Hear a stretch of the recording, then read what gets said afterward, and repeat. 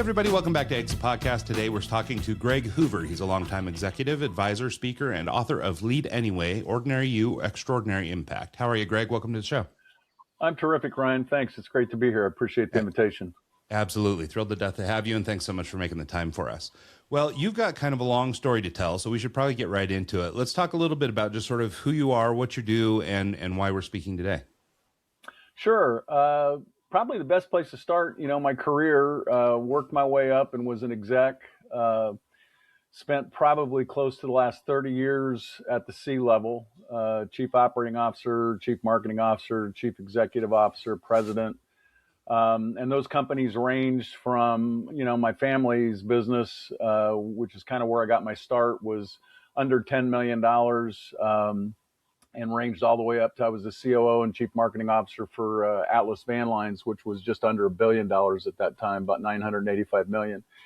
And so really that kind of informed, my growth and who I was and how I worked and how I managed. And then 2 years ago, started my own consulting practice, Third Star, and works basically with companies. Started out as a consulting gig, profitability, P&L work, efficiencies, staff development. But with the publishing of my book, has really kind of shifted more into staff and team development, and leadership development, and how to make their companies more effective and efficient. And that's led to some keynote speaking and workshop work. So kind of a pretty broad range. No, I love that. Well, I wonder if maybe we can, I guess, based on what I know about you anyway, kind of look at the elephant in the room, which is you had all those titles, CEO, COO, president, all these things.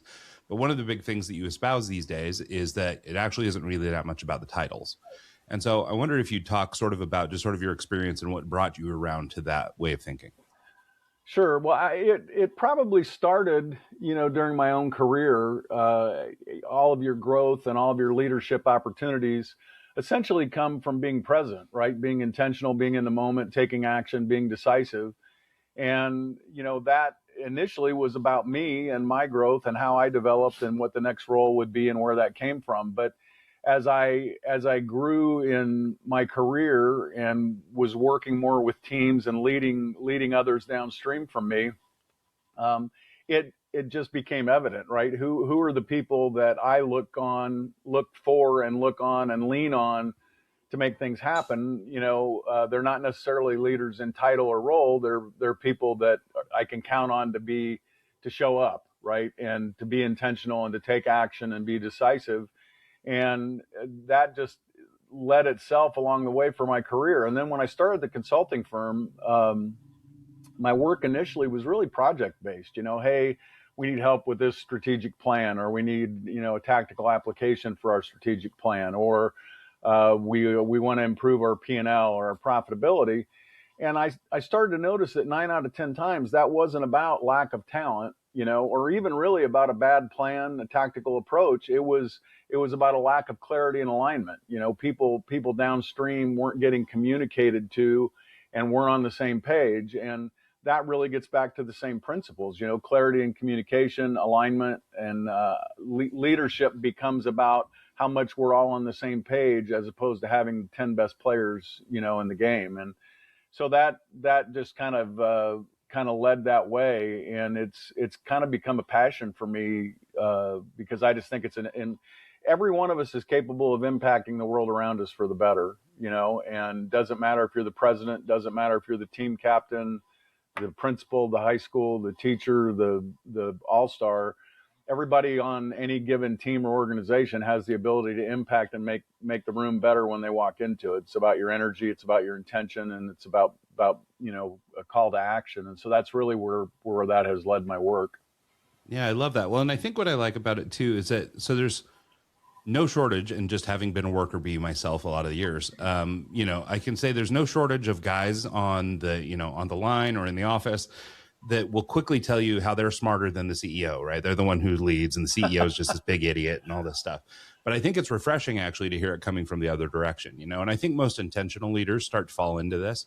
But I wonder if there was a moment maybe when somebody, without authority, maybe led better than somebody with, or if you had some maybe example where you could kind of demonstrate where I guess we've heard these sort of anecdotes, oh, well, the Disney Imagineer mentioned something to Bob Iger Sure. and then it got implemented or something. There's stories like that, but I wonder if you had anything like that in your career. Yeah, I don't know that I have anything specific. It's more for me, over the course of my career and leadership roles, it kind of becomes this. I'm trying to even think of the word here, but just a sense of like, who do I count on, right? Who we all if you're a coach, a lot of my management styles informed. I've been a coach over the years in various athletic endeavors, and as a coach, what do you look for? You look for the kid that shows up early to practice, the kid that takes extra work, the kid that might not be a starter, but is there to do whatever the team needs him or her to do. And those people become your leaders. And those are the people that you count on, even though they may not be a starter. And, I just started to notice that. And, I think I noticed it first for myself, right? How did you get promoted? Well, you got promoted by doing those things, by being intentional about delivering and showing up and taking action and not waiting for permission, not waiting for a title, not waiting for somebody to anoint you as the guy in charge of the project. And it just started to be this sense that that's how things happen. And that's where leadership comes from. And then when I moved into leadership roles, it was really more about how do I now intentionally develop that in the people on my team, that work for or with me. How do you groom people to grow up and take more responsibility? And it's just really about being intentional in the moment and giving those people permission to take action and to lead, to encourage their leadership. Yeah, I love that. I remember there's a kind of a funny story, but like I remember I've always been a little bit of an introvert, which is funny because we've been doing this podcast for 10 years now and stuff like that. So it's strange for an introvert to behave like this. But years and years ago, when we first moved to Utah, I'm originally from Idaho, but when we moved to Utah, I came down here to work in an ad agency. And I remember I had an opportunity there. Basically, I was giving them a month of my time for free in exchange for just an opportunity to be a fly on the wall and learn a little about the business. And so, but I remember sitting outside in my car, waiting for the door to open because I'd gotten there early, like you were talking about, trying to be there early and impress. And, these guys didn't know me, so I was trying to do really well. And I just remember going over and over in my head that for me anyway, it was the idea of have an opinion. So for me, I was just like, have an opinion, go in there and say something. Like, Sure. even if people ask, like, maybe I don't know the right answer or whatever, but I'm going to have a thought about whatever you say. And for me, that was a big boundary shove, right? Pushing myself out of kind of a comfort bubble, but into something like that. But I then proceeded to work for this company, and I moved basically from an art director role all the way up to creative director in about 3 years, which is really fast for them. And but a big part of it was just exactly what you're talking about. It's intention. It was doing the work I was trying to do purposefully. And in my case, I was really having to push myself out of a comfort bubble, but I saw an immediate result. And so I wonder, as you're seeing, talking about your own experience and work and all that stuff, but then also trying to make a line or a distinction between sort of people who are natural leaders and those that maybe we could call formal leaders, the people with the titles. What do you think that like a formal leader or somebody who's gone, let's say they've gone to school to become, gone to business management school and they become a manager or whatever, so they've gone the path. What do you think they misunderstand about influence? That's a great question, and I think the answer to me is that it's not about your title, it's not about your role, and it's really not even about experience or background, because a lot of that comes, again, whether you're an athlete or whether you're in management or whatever it may be, that comes from experience, right? All of us learn kind of quote unquote on the job. I think the big thing that I see today is those who are in leadership but not leading effectively. It all comes down to communication, and what how much clarity is there, how much alignment, how much are we all on the same page or even understand what the mission is.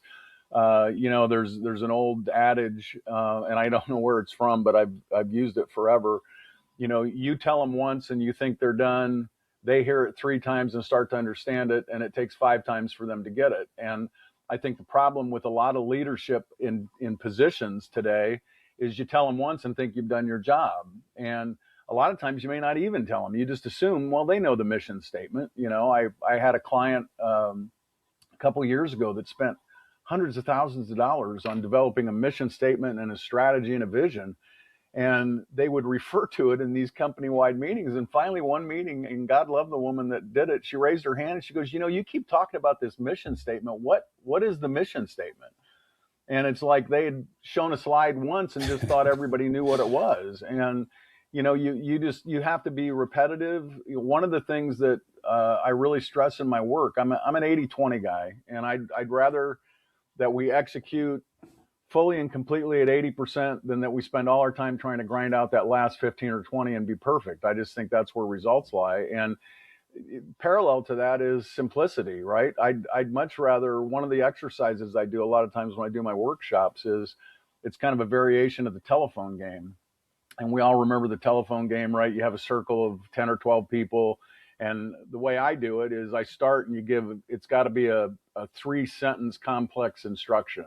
And so, do this, then do this, then do this. And by the time it gets to the end, it bears zero resemblance. Why? Because huge chain of command, complex instructions. And then we play it a second way, and there's 3 people, and you have to limit the instruction to 3 words. And what happens? It gets to the end and it's perfect every time, because I've shortened up the communication chain. Everybody's hearing the same message. It's a simple message that you get. And so I think a lot of organizations today don't communicate, don't have clarity, they don't have alignment. And I think one of the big things that I see in tons of businesses is people think complexity is better. Being more complex is smarter, and it's not. It typically is lost in translation downstream. Yeah, that makes a lot of sense. So let's talk about just this notion of lead anyway. It's the title of your book, but it's also just kind of, I think a general philosophy for leading. And I wonder if we could just talk a little bit about that. And I kind of wonder how that gets applied. In my mind anyway, and maybe I'm misinterpreting it. So speaking of communication here, I'll give it my shot. So for me, this notion of lead anyway is like, even when things are hard or whatever, just lead anyway. Or even if things aren't going perfect, or maybe they are going well, but whatever, just lead anyway. Maybe you hit some resistance or you have a hard time, just work your way through it and lead anyway. And basically for me, it feels more like I don't know, almost like beating the drum, or sort of this mantra that you could implement, which is this notion that just like, it doesn't really matter. All this noise, everything else that's going on in your world doesn't really matter. The job is to lead. So just lead anyway. And maybe I'm missing the point entirely, but I wonder if you talk a little bit about where that came from, what that means to you, and how you apply it. Sure. Well, I think to me it has 2 applications, and I think you hit the first right on the head. It's lead anyway. It may not, if we're simple and we're guided and we're working on a focus, here's my plan of attack, lead anyway, to your point, regardless of what's going on around me, stay focused, stay aligned. The other application I like to think of is, you may not think you're a leader. You may not be a leader in title. You may not be a leader in role, but you can lead anyway. And, that gets back to the things that we talked about. What are leadership characteristics? It's not necessarily a popular thing today, but I'm a lifelong Kansas City Chiefs fan. And there's a guy who grew up close to where I did. He grew up in South Bend, Indiana. His name was Garrick Dieter, and had a great receiving career at Bowling Green State. Transferred his last year, played at Alabama, and he signed with the Chiefs on a practice squad. And he signed in the same year that Patrick Mahomes signed. And he called Patrick up and said, listen, I'm trying to make this. I want to make you better. How can we work together? And he worked in that first off season. And he became, when Mahomes wanted extra work, wanted to throw routes, wanted to work on his game, he called Garrick Dieter. Dieter only started, played. I think he started one, rostered maybe 3 or 4 games. But he's got 3 Super Bowl rings. And if you see Patrick Mahomes out today socially, if he's not with Travis Kelce, he's with Garrick Dieter, because this guy was 3rd string at best, practice squad guy, but he did the extra work. And the Chiefs, he had a consulting role. He was making great money. That's leadership. He's not the all pro. He's not the guy everybody knows because he starts every week, but he's leading anyway, because he's not the starter. He's not, and so that's, to me, and that's really where I come from in the book, is there's lots of little practical things you can do in every moment to be a leader and to make that situation or the people around you in that situation better. One of probably the thumbnail that I use the most when people say, what does lead anyway mean? And I say, if you see a fire, do you stand around and wait for the fire truck, or do you look for a hose? And the person that's leading anyway is looking for a source of water to try and put the fire out until somebody bigger gets there. And that's, to me, that's really at the heart of it. Yeah, no, and I really love that Dieter story as an example, because I think there's a lot of people who, I think the expectation is that our leadership class are somehow perfect, that they're expert, that they know everything about everything. And I think that's where a lot of the descent further down the line starts to happen, right? When you as an employee or whatever expect something exceptional from your leaders. But a lot of times it's not about just like intellect or, it being the Harvard MBA or whatever. Like a lot of times it doesn't really have that much to do with that. It's got a lot more to do with the ability to read the room, to give people the tools they need, the way to communicate, to use your language. I mean, I think that there's a lot of facets that make a strong leader that actually don't have that much to do with, like, I guess what we might call intelligence, so to speak. Maybe right. it's back to the emotional intelligence versus the intellectual intelligence. But it's not about being a Mensa Sure. guy. It's about being thoughtful or Yeah. having a different set of skills. I think it's about engaging, right? And there's a story that I tell in the book. I'm kind of like you. I think I'm really an introvert. I do public speaking. I've been that guy forever, but I can't stand going to a cocktail party. I can't, I'm just not, that's just not my gig. And I was that guy. I like to walk. And, when I moved back to Indiana from Salt Lake City, I moved into my neighborhood and I didn't have a place to hike. So I'd walk, and I'd get out and walk 3 or 4 miles a day through my neighborhood. And if I saw somebody coming, I'd look down, or just, I was not engaging. And I was going through the action of getting the book published. And I thought to myself, that's kind of stupid. I need to practice what I preach. And so I got intentional about, when I'd see somebody, I'd look them in the eye and speak to them, just say good morning. And one day I was about 5 blocks from my home, and there's a woman out working in her yard, and her yard always looked spectacular. And so I'm walking along, and I'm on the sidewalk, and she's 30 feet away up in her flower bed. And I said, hey, good morning. I just want to let you know that I think your yard always looks great. I always admire it when I walk by. And she stood up and turned around, and I thought she was going to burst into tears. And she said, you know what? That just made my day. You don't understand. I've had a horrible week. This has been one of the worst weeks I've had in a long time. And sometimes you just want somebody to notice, and I really appreciate that. Well, that's leading in that moment, right? And it's a small thing. It's a small action, but I made her better. I encouraged her. And she introduced herself, and, for the next 6 months until she moved out of the neighborhood, we'd speak every time we saw each other. And I think I talk a lot about, back to my football metaphor. We think leadership is throwing the overtime touchdown in the Super Bowl, and it's not. Leadership is showing up in practice day after day and doing the repetitions, and it's in the small things. Those small things lead to the big moments and big opportunities, but you don't get to the big moments and big opportunities without taking the daily little steps and the little actions and the simple things. And that to me is where leadership lies, is in those small moments. Yeah, I love that. And we started calling it on this show the 10-year overnight success, because we have so many people come on that are CEOs and founders, and, all have achieved whatever level of success they've got and things like that. But for the outsider, it's easy to see that and just go, oh, well, here's Greg, and Greg's doing great. I just want to be like Greg.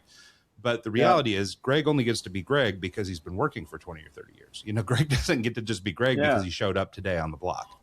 And so I think that that's a really good thing to point out, that it really is this active accumulation more than it is just a single event. Once you start digging into it, and I don't really care who it is, right? It was interesting. About 3 weeks ago, I had the opportunity to speak at my old high school. And they built a new weight facility, and they were kicking off a summer conditioning program for their athletes. And they asked me to come in, and we did 2 sessions. We spoke to the coaches first for the school, and then we spoke to the student athletes. And ironically enough, talk about karma. The night before, there was this kid, Tanner Andrews, who'd graduated from my high school 10 or 12 years ago.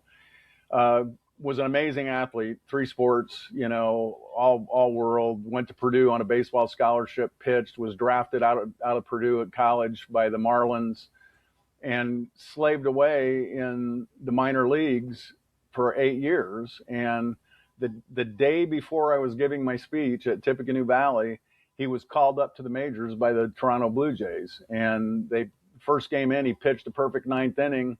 Well, most people would say, "Oh, good for him. You know, he made his dream." Dude, you know, 8 years in the minor leagues, nobody gets called up when they're 30 years old. And, you know, and I said in that moment at the school, I said, you know, everybody thinks Tanner Andrews, gosh, what a break. He finally got to play in the majors. Tanner Andrews has been pitching for probably 17 years, Yeah. you know, correcting his craft and getting better and trying to make an impact. And so more and more when you see these stories, that there's a lot of that behind it. You know, the guy who's the all-world athlete, he didn't just show up that way. He's been practicing and working hard and showing up early and doing the extra work. And you know, it's always about that. We just don't always see it. Yeah, no. And I think it's important to point out too that, I mean, there are, you know, your occasional genetic freaks, your LeBron Jameses or whatever, but don't think for a second that he's not putting in all the work too. You know, I mean, he may be gifted genetically or be built perfectly for basketball or whatever, you know, take your Leo Messi's or whatever. You know, all these guys are maybe perfectly tuned for their thing, but they easily could have just sat on the sofa and not played basketball. So, so I mean, there's plenty of room where these people. Probably the most famous example ever, right? I'm a Michael Jordan guy, and, you know, cut from his high school basketball team. I mean, you know, 2 years before he was an all-world freshman at North Carolina, his coach told him he wasn't good enough to play high school basketball.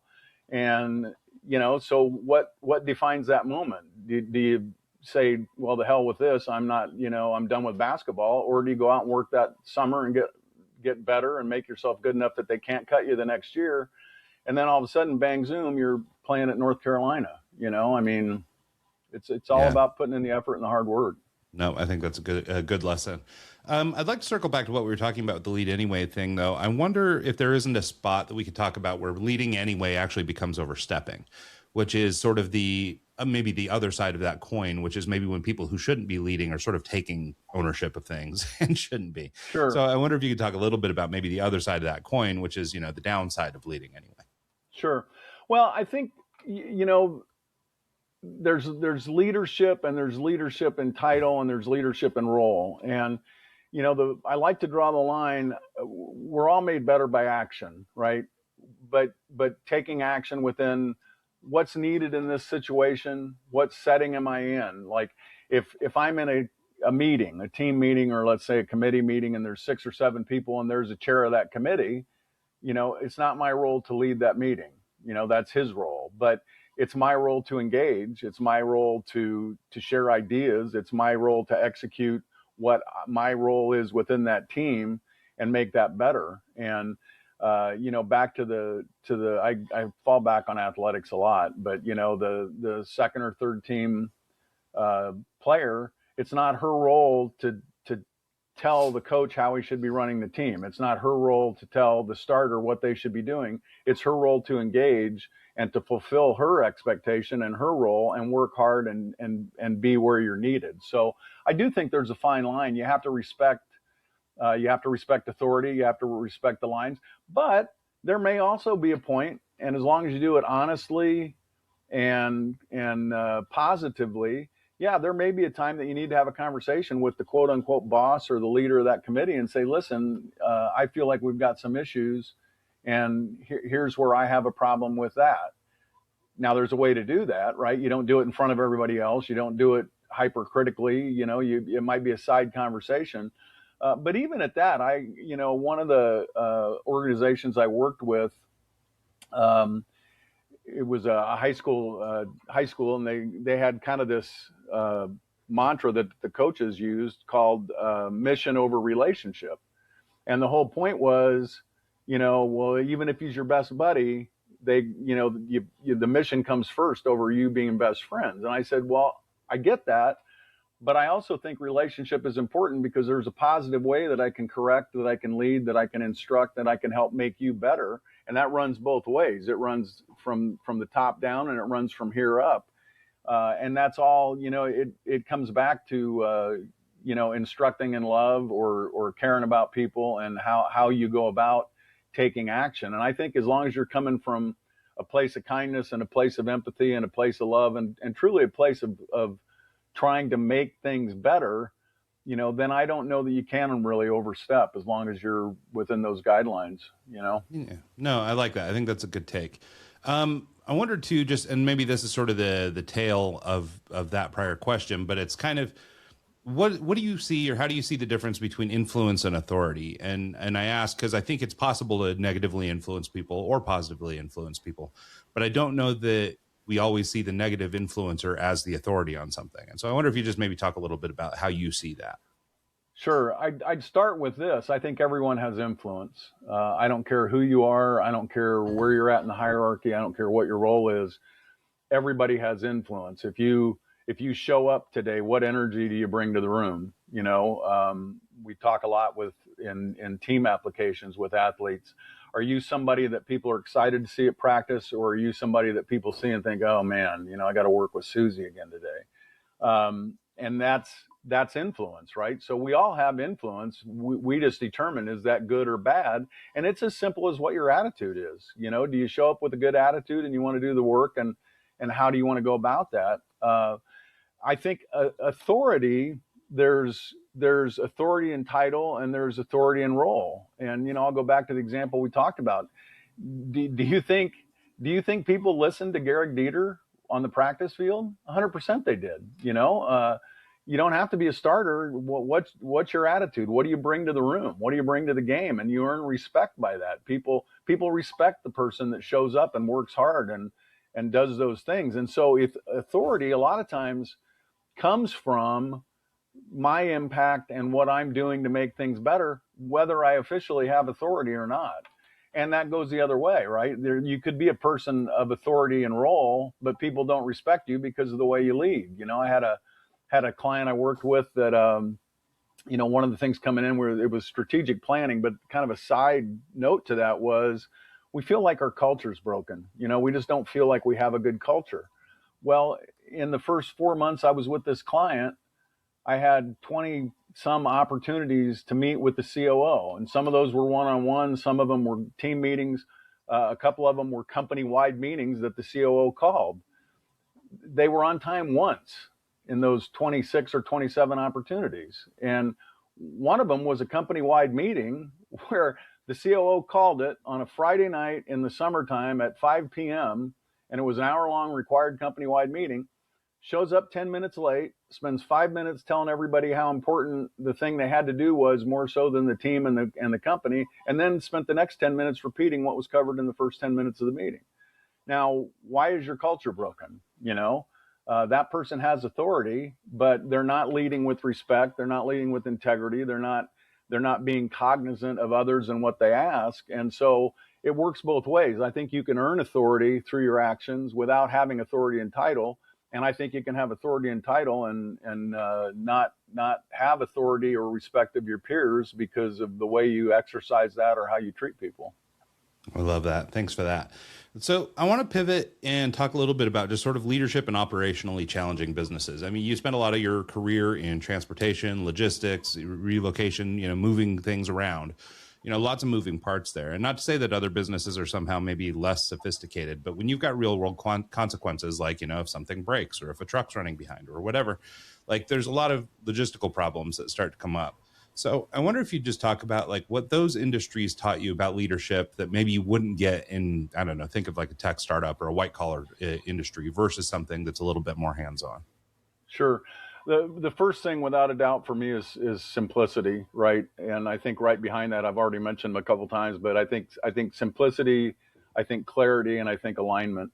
I kind of became, over the course of my career, I became known as a fixer, right? I was the guy, if you had a customer service problem, you had bad scores, I became the guy that was known for, let's just cut through the morass, let's simplify this, clean it up. And I had 2 or 3 examples over the last probably 10 years of my career where we came into a setting that was dire in terms of customer service and turned it around in short and with great results. And it's just typically, and I think this applies across the board to whatever you're working on. What's the problem and what's the simplest way to solve it? Cut to the chase, eliminate all the noise and all the BS. And it gets back to the point I mentioned earlier about complexity. If you've got a customer service problem, you want to create committees and you want to, well, we could fix this and fix that. And That's not the answer. I mean, the answer is to be simple. The other thing, which as you work with companies that you see a lot of, and I think it falls under the category of complexity, is you manage or you create process or you create systems for the exception. Well, that one time we had this happen and we need to manage for that. No, because that happened once out of 100 times. Manage for the 80%. If I do this and I fix the fundamental basic problems, now I'm succeeding at a higher level and my scores go up and I'm better and people trust me. And now I get momentum behind that and we start to get better. It's almost always, to me, and it was interesting because as I started consulting, my consulting work has been, quite honestly, probably less than 40% of my work has been in the industry that I was in. I've worked with tech firms, I've worked with nonprofits, and it almost always is, look, just clear out the clutter and step away from this stuff and cut to the chase. How do I fix this? And now let's fix it on a larger scale, and then be repetitive about that. And I think, especially today, right? I think, we tend to look at technology, or we tend to look at these things, and complexity is not the answer. Nine out of 10 times complexity is exacerbating our problem. Yeah, no, it's interesting. And it's funny too, just kind of the way that you're talking. We've really started to discover on this show that a lot of the things that we believe in our lives that make us unique actually aren't unique at all. We actually all kind of do the same thing all the time. And so your notion of simplicity, I think, is very true, because like, no matter what the business, really, the fundamental truths are kind of the same thing. So whether you are leading a tech company, and I guess that's, an example of that is just the fact that, only a small portion of the work you're doing today is in your former industry. So I think that's, it may be some evidence that things translate, and not to mention, the amount of energy you put into sort of using coaching metaphors and things like that, like all the way down to just the most basic, human performance. It's the same stuff all the way along the road. But one thing in particular that I think that you have in common, like if I was trying to think of sort of how transportation companies and logistics companies might relate to, let's think of white collar or tech companies, things like that, is when people are distributed and they're working under pressure, dealing with, stressed out customers, things like that. You guys maybe have a little different experience because, your truck drivers interfacing with the person at the shop or whatever. But I wonder if you'd just talk about sort of managing large distributed teams like that, and how we can keep up. One of the themes that we've talked about so much in this call is communication. So how are we communicating and keeping people all the way out at the end of these really long tendrils involved in the company and part of what we're doing? I think the first thing is, and again, I know I sound like I'm beating the same drum, but it's clarity and focus, right? What is it we're here for? And I think the second thing is, we talk about lead anyway, is you're stepping up and taking action, but at the other end of the management chain, I should be telling you how you can take action. Hey, here's some things you can do to fix the situation, right? If you get in this setting, here's the permissions you have from me to go out and fix this, because a lot of times we don't do that. One of the really interesting settings I had was a great company, privately owned, but it was a mobility company, and had good quality, but they were having problems with scores, and they were doing business with the world's largest relocation company, and they were on service watch, which for that company was under 88% of customer satisfaction. And so I went in, and what's the first thing you do? Well, let's talk to the people and find out why they're unhappy. And so you call up, and they had a very simple, really good rating system. The client did. On a scale of 5, what are we? Would you use this again? Yes or no? And if it was no, most people said, oh, they wouldn't use this again. Well, that kills our rating. I went to the client and I said, can we call them and ask them why? And they said, nobody's ever asked us that before. And I said, well, let's find out why they're unhappy and give us an opportunity to fix that. Literally overnight, our scores went from 87.5 to 94.5, and we won probably the biggest quality award in the relocation industry the next year for this client. Out of 400 vendors, we were one of 2 that was given their cup for performance. Why had nobody ever thought that before? Let's call them and ask them what they don't like. And the customer says, well, isn't that kind of cheating? Well, no, they're not happy. Let me call and see if I can make them happy. Most people, it was some simple misunderstanding or something that we could do on the phone call. And, at the end of the day, the client said, well, that makes sense. I mean, we want them to be happy too. We want them to have a good score and feel good about the situation. But why had nobody ever thought of that before? It's like we put ourselves in this box. Oh, well, the client's unhappy. We better not call him, Yeah. and it just becomes simple. And I think, in tech firms, it's the same way. I saw an old clip the other day, and with Steve Jobs, and they were talking about complexity and success, and he says, a lot of people start with the technology and then try and figure out, well, from this technology, how do I make the customer happy? And he says, my technology is never going to be perfect because I start with the customer. And I say, I want the customer to be happy. How can I deliver that? So it might not be the best software. It might not be the best programming language. It might not be, but this is my end result. And if I'm delivering to that, I'm always going to be good. Whether you think it's the best technology or the best programming or the best language for doing that, this is the answer. I mean, over here. And, back to the football analogy, if I'm winning Super Bowls, I don't really care if you think I'm a good quarterback. I don't really care if you like my offense. I don't really care, what you say in the off season. If I've got 3 out of 5 Super Bowls and I've been to 5 of the last 6, that's success to me. And that's how I define that, Yeah, no, it's something that we always tell. My older son has now graduated high school and is into college, but both my boys were football players. And so our younger son is now 15 and he's starting at the high school this year. And that's one of the things that we're constantly telling him is this notion of just be undeniable, right? So like as you go out there, do the work, show up early, do all that stuff. And you don't have to worry about what anybody says if you're totally undeniable. People Right. might call you names or tease you or whatever, but if you go out there and you do your job, you're going to be fine. And and I think that I mean, to just pile on with the sports metaphors here, I think that that's a really great, way of looking at just life, business, relationships, whatever you've got, it's pretty easy to do away with the criticism, if you're winning.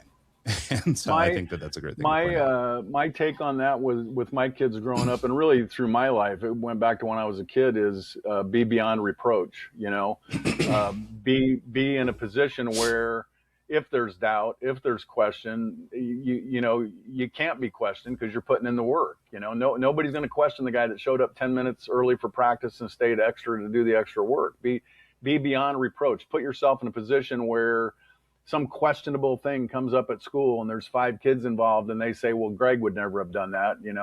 That's just not Greg. I mean, be beyond reproach. And to your point, it doesn't matter as long as you're doing the right things, do the right things, and don't worry about the rest of it. The rest will take care of itself. Well, I think it's one thing, especially I see it with a lot of young people too. There's just this, I don't know, everything is so performative. We're busy doing things for the sake of other people. We like what we like because we think other people will like us liking that Sure. thing, or we buy the thing that we get, but it's not that we care so much, but we think other people will think it's cool or, whatever it is. And Sure. I really see that in teenage boys, right? I mean, having raised a couple of them now. And so 100%. And don't you think parallel to that, it somewhere in the back of our head, there's this thing that we've got to be perfect, right? Like, I've got to play to this standard, which is what everybody else expects and wants from me.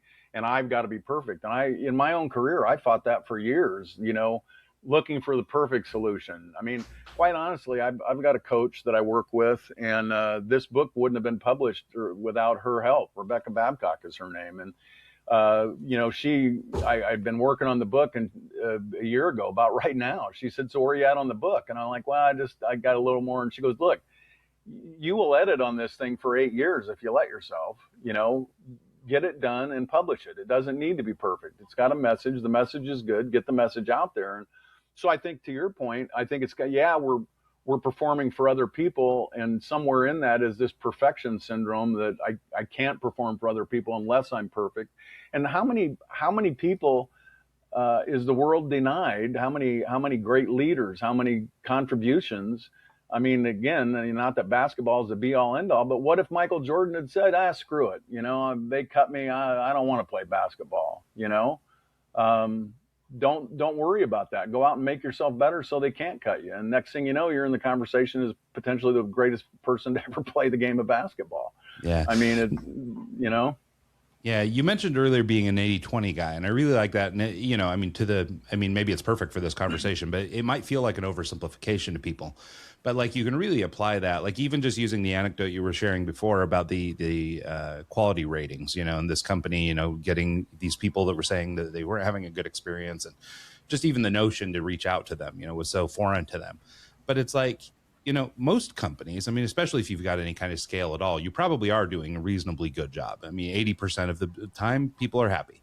20% of the time they're not, or your product is 80% good enough. And then, and it's these little tiny nits, that are the thing that people get caught up on that, makes them hit, 1 star instead of 5, and it's not generally that. So, but like, cause we're talking about sports now, maybe if you want to be Michael Jordan, it's got to be more like 90-10 or 95-10 or whatever, because you're dealing with such competition. But I think to your point about the perfectionism or whatever, that 80-20 rule is a pretty nice abstract, or like a sketch of how, if you just kind of managed your life like that, I think for the most part, you'd be in a pretty good spot. Maybe you'd do a little better in some spots or a little worse in some spots. But if you're on average an 80-20 guy, I think that really, it addresses most of the issues we're talking about here. Yeah, and for me, I use that in a sense of taking action, right? Like, I don't have to be perfect to take action. Now, once I take action, I can correct to that and I can coach to that. And your analogy about Michael Jordan, sure, the famous, when he started his career, he was known for offense, and people didn't think he could play defense, and he became a multiple winner of the NBA Defensive Player of the Year award, right? Because that's a flaw, so now I'm going to work on that. But there was a guy, a huge mentor in my life, passed away in a private plane crash, but was the high school football coach where I grew up, and we became great friends over the years. And he at our high school had never played football before. He started it from scratch, and in the first 8 seasons we were 74-6 and played for 2 state championships and won one. And this is a little farm school out in the middle of nowhere with 600 kids that had never played football before, and he just executed fundamentals to the T, lifted weights back in the 70s when nobody was lifting weights. And we won the year they won the state championship. It was a couple years after I was gone. The last game of the year, they won 81-0. And there were two quotes that came out of that in a press conference. The first was, "Do you think you're running up the score?" And he said, "Fellas, the JV played the 3rd quarter and the freshmen played the 4th. And until you let me dress the 8th graders, that's the best we're going to be able to do." But the other thing, the reporter from the big Fort Wayne Journal-Gazette said, you guys run off tackle an awful lot. Like, you block it to perfection and your backs are amazing. That year they had 3 guys rush for more than 1,000 yards. But don't you think you run off tackle too much? And his response, he looked at me, he says, "Well, when they learn how to do that, we'll show you something else." It's execute simply, execute to the nth degree. And it's not about complexity, and it's not about having a playbook that's this thick. It's about, I do this really well, and if I do it to the best of its ability, you can't stop me.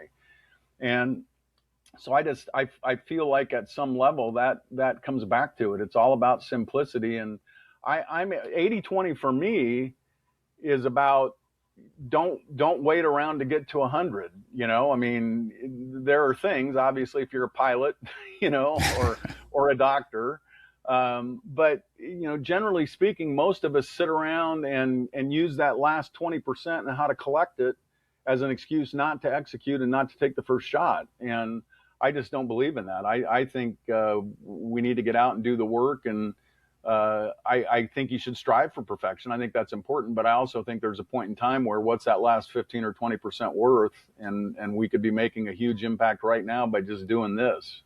Well, and I think that there's a big, like maybe a point in there too. I think I read when I was briefing up on you, did I read that you're a race car driver too?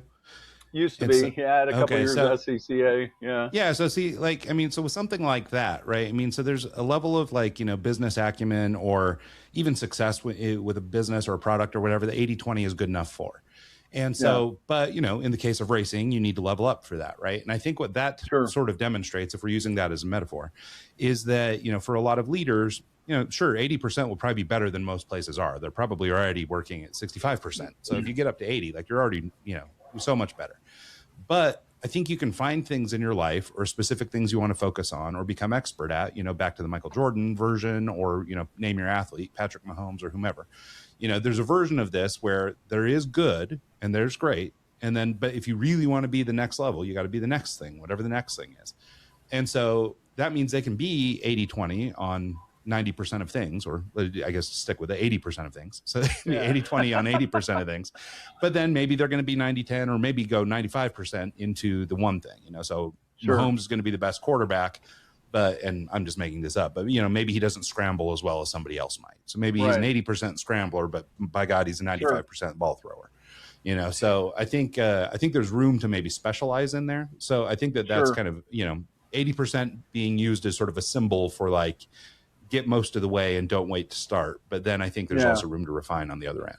Well, I think there's a kind of a second point of view to that. And, you're right in racing, but I would have never started in racing if I thought I had to be 100% to start. Right. So that's kind of how I look at it. Is 80-20 to me is, listen, let's jump in the pool and let's get started.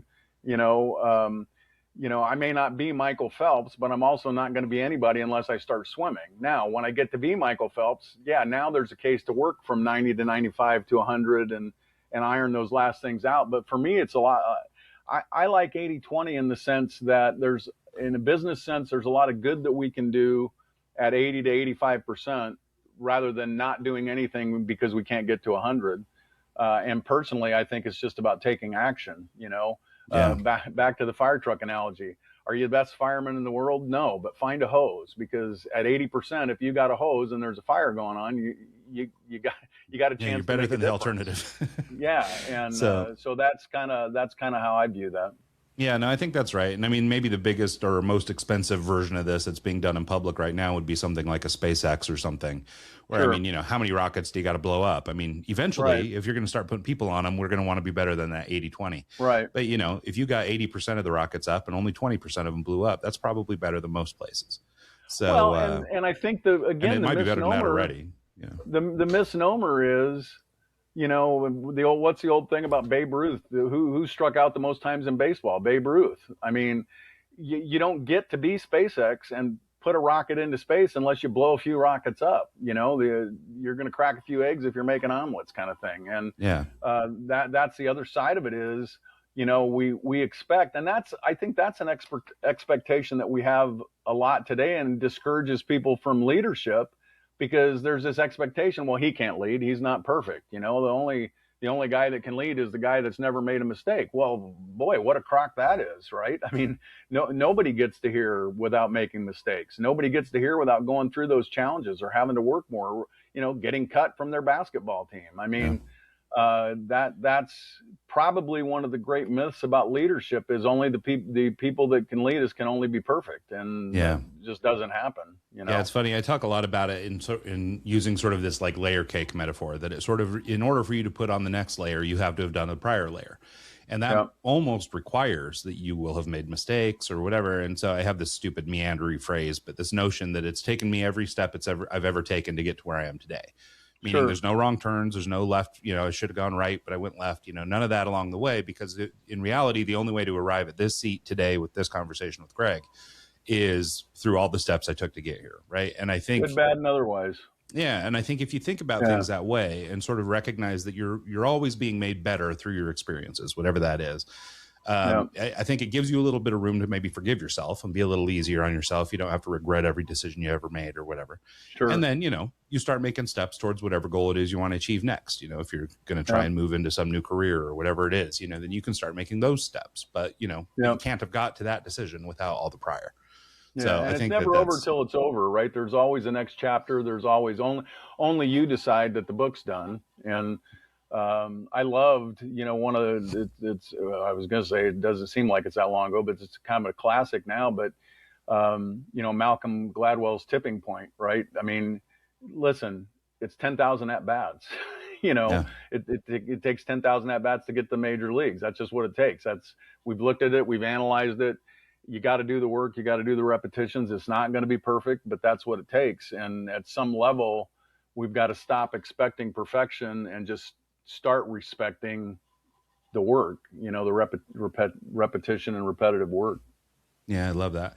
Let's take a quick minute and just talk about early career leadership. For a lot of people, especially young folks now, I think there's a lot of Gen Zers and beyond that get kind of a nasty rap, or there's some I don't know, stereotypes being applied to that generation of kids in terms of their success or their abilities and their work ethics and et cetera.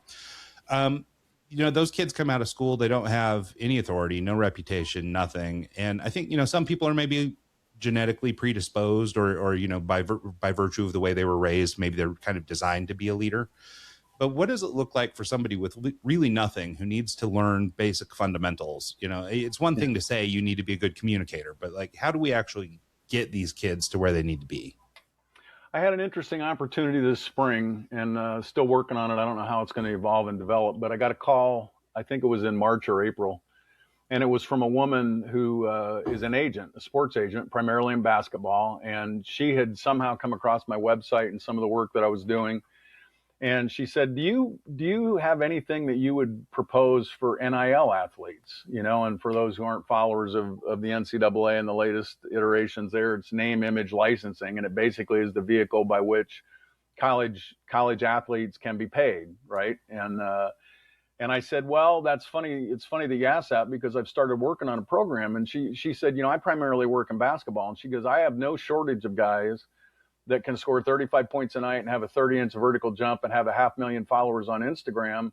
And they don't know the first damn thing about showing up on time and being a good force in the locker room and supporting their teammates. And so, I'd really like to work on that." And that's, still to be seen. We're kind of doing some developmental work there. But I've got a workshop that I do, a 6-week basic workshop that's for kids out of school, and you see a lot. I get a lot of leads come across my desk that are, "Hey, I just graduated. I'm looking for my first job. How do I make myself more valuable?" And I basically kind of distilled the executive work and the corporate work, and I distilled it down. And it's a 6 weeks program, and it's just fundamentals, and it's just that kind of stuff. Show up on time. Be the person that you would want to have on your team. Do you show up on time? Are you respectful? Do you contribute? And there's just a lot of those kinds of things. I used to tell my kids, and I was blessed. I had 2 amazing kids, great students, and just good people. And I used to tell them, "Listen, show up on time and do what you're told, and you'll be running your team in no time at all." Because how many people? I mean, we see it over and over. You're trying to interview people. People don't show up for interviews. People don't have any concern for showing up on time for work. Or, I had a company I was working at 6 months ago, and they said, "We got this problem. She's great at her job, but she's used all her vacation up and she keeps taking time off." And we said, "Listen, you're going to be docked pay." And she said, "Well, I don't care. Don't pay me." That's not a teammate you can count on. That's not somebody that I can put in a dependable role. And so a lot of it just gets back to fundamentals. At the back of my book, I've got a 30-day, just a practical day-to-day, how you get better. And it's really crazy, simple stuff. Pick somebody out today and say hello. Make eye contact and say hello. Show up 5 minutes early for a meeting that you've got this week.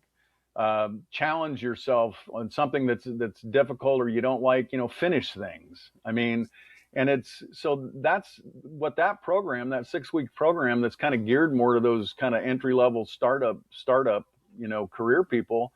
It's just the simplest stuff. And it's probably some sad statement about society or culture today that so many people just don't get that.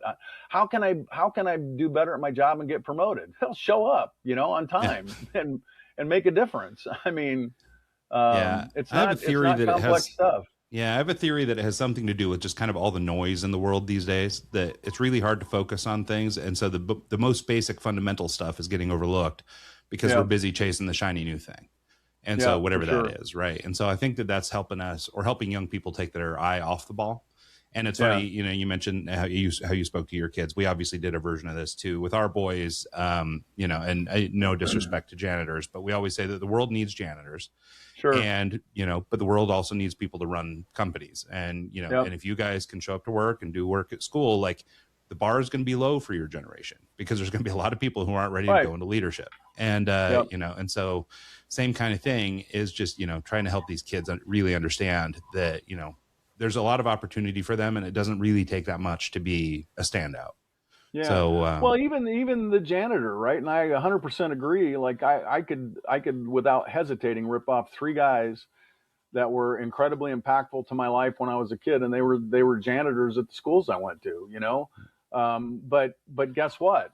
If you're a janitor and you excel at being a janitor, and I can count on you, and you're on time, and you pay attention to your work, and you're respectful to people, you're going to move up. yeah. You're going to move up as a janitor. You're going to be the head janitor. You might end up being the head of engineering or maintenance. I mean, who knows? Because Yeah. the people that move up are the people that give a damn and care and are intentional and show up and make a difference. Yeah, it's funny. Years and years ago, really early in my career, one of the guys that first gave me opportunity to work as like a paid design guy was this guy, Don Aslett. And Don Aslett was known for a while as the world's #1 cleaning expert. He's multi-time, best-selling author, all kinds of stuff. He had 40 titles, all this stuff. He's passed away recently, but he basically started a janitorial company when he was in college to pay for school, and then went on to build this company called Varsity Contractors, which was, this nationwide company, every state in Canada, all this stuff, and this, enormous janitorial company. But I would still come to work sometimes and catch him well into his 70s, wearing his painter's,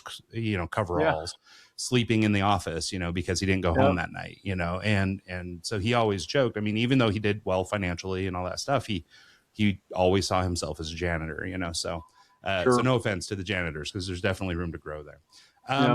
Here in the last couple minutes, and let me know if we're getting right to the edge. I know we started a couple minutes late, so if I need to let you go, you can say so.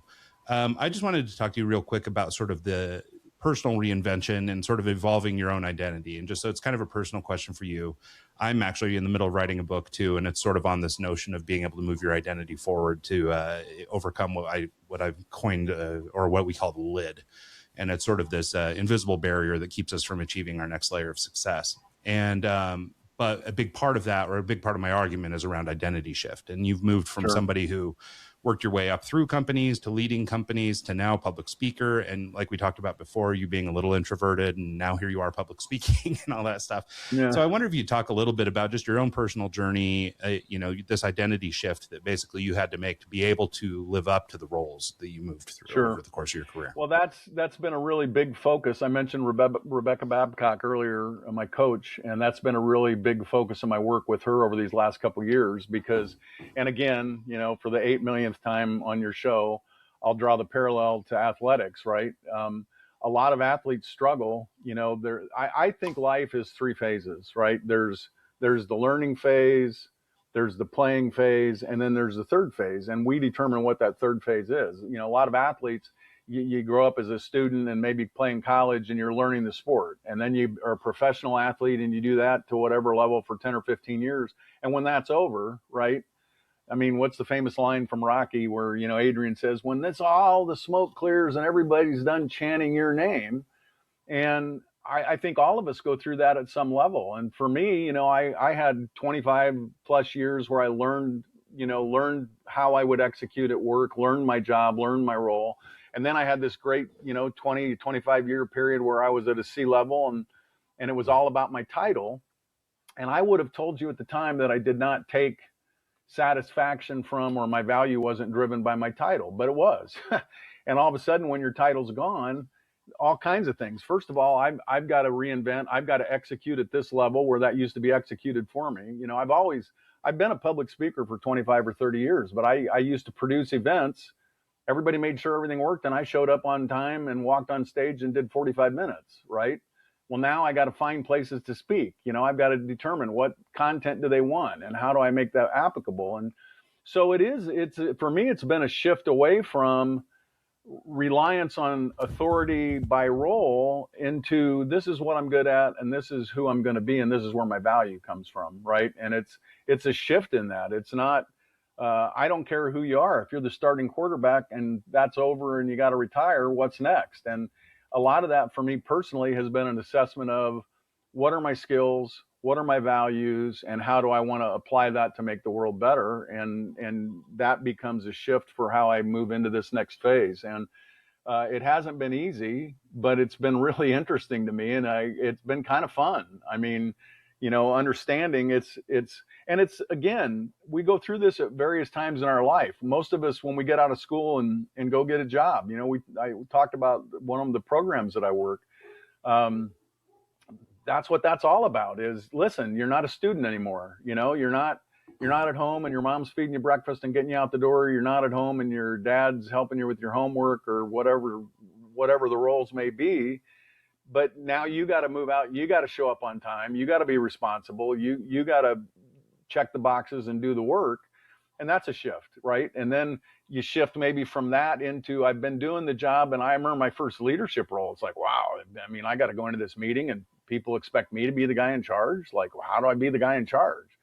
And then you're the guy in charge. And then when that ends, now what's next? And so, life to me, we don't always realize this, but life is just a series of reinventions. And, I think it's important that we know what our values are. I think it's important that we're honest about our skill sets and what we do well and what we don't do well and need to improve. And I think if you're honest about that and open to the possibilities, then, really the world's a clean slate. And within those contexts, I think you can do whatever you want to do, I love that. That's perfect. Well, thank you so much, Greg. I really appreciate your time today. This has been an awesome conversation. I actually have, I don't know, maybe 400 other points we could go through. So we could keep this thing going all afternoon. But thank you so much for your time, Greg. I really appreciate you. And any sort of parting shots, where can people learn more about you if they want to find the book or maybe hire you to speak? Where can they get in touch? Sure. My website is thirdstar.net. And you can, all kinds of ways on there to contact me if you want a speaking opportunity. It's got some examples of some of the things we do. I'm on LinkedIn as well, Greg L. Hoover on LinkedIn. The book is available on Amazon.com, Lead Anyway, Ordinary You, Extraordinary Impact. And it's been a real pleasure to be here today, Ryan. I've enjoyed the conversation and appreciate the opportunity to join you. Absolutely. And thanks so much to everybody who tunes in the show this week and every week. And we'll see you guys next time.